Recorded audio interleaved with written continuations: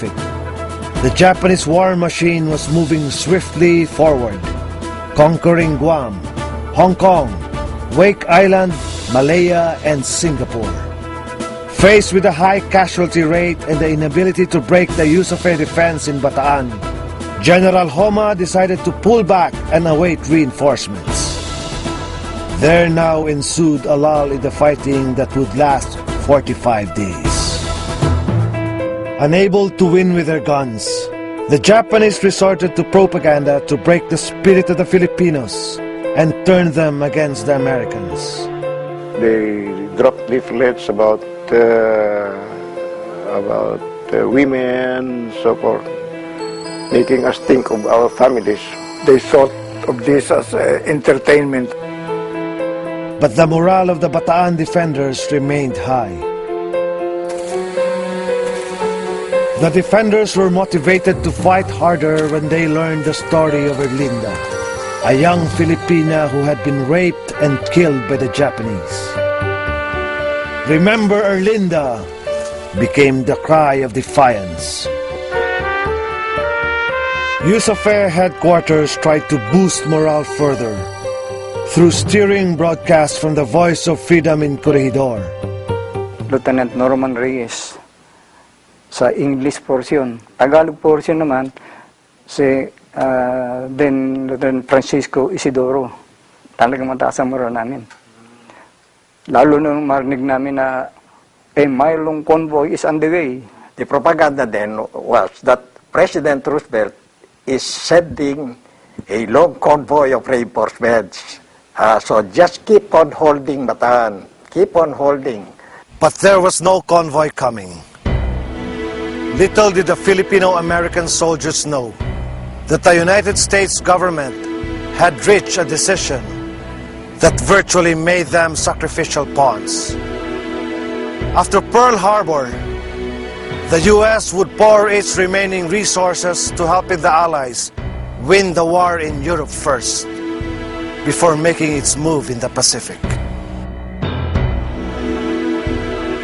To make matters worse, food and medicine were in short supply. We were eating iguana, we were eating snakes, and I must tell you that once we got back into Bataan, the Philippine scouts did not need their horses anymore, and we started to eat horses. Lugaw. And then later on, some kamote with lugaw. And then later on, kangkong with lugaw. 50% casualties, and the Philippine Army was just sitting in their foxhole with malaria. We had to put up a cemetery nearby. We buried them ourselves. President Quezon, growing frustrated over American inaction, proposed that the Philippines be immediately declared independent and neutral. Then he would order the American and Japanese armed forces out of the country. When U.S. President Roosevelt disapproved, Quezon sarcastically remarked, "How typically American to anguish over the fate of a distant cousin, while a daughter is being raped in the back room." But with the Philippines isolated, it was no longer safe to keep President Quezon and General MacArthur in the country. Quezon was evacuated by submarine, while MacArthur left Corregidor by PT boat en route to Australia. Just before leaving, MacArthur promised to return. Tonight, I repeat those words. I shall return. In the meantime, he called on General Jonathan Wainwright to take over the command. Major General Edward King was named commander of the Bataan forces. The Filipino and American forces were nearing the breaking point.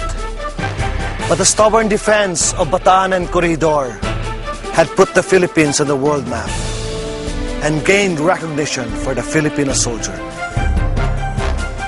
British Prime Minister Winston Churchill praised the Filipino soldier as the best warrior in the world. And U.S. President Roosevelt saluted the Filipinos for upholding the most magnificent traditions of free democracy. I say that again and again. At this point, however, the troops needed more than a morale boost. They needed food, ammunition, and air support. This never came. By contrast, the Japanese had reinforcements on the way and were determined to crush the defenders of Bataan.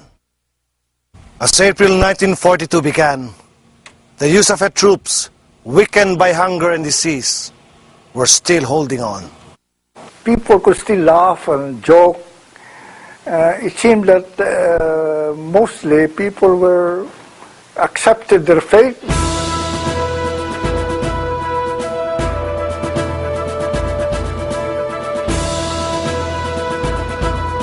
With fresh troops, the Japanese launched their final offensive on April 3, Good Friday.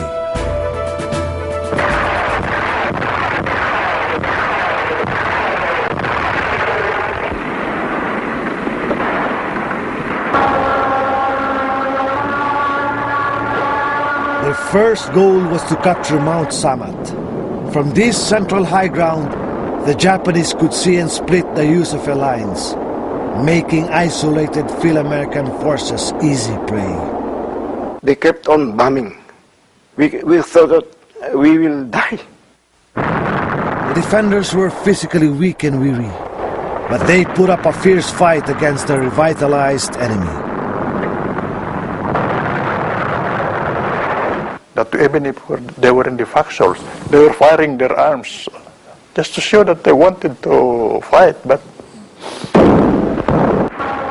the Japanese opened with a fierce artillery barrage on both the front lines and the rear positions. Bombers attacked anything that moved, burning forest cover in the dry summer heat.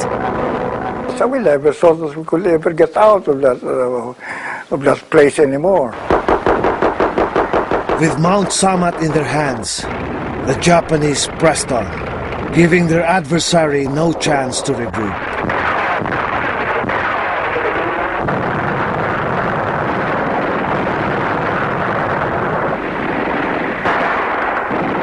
Filipino and American forces planned temporary defense lines but were pushed back. The U.S. 31st Infantry Regiment and units of the Philippine Scouts tried to mount a counterattack but were repulsed.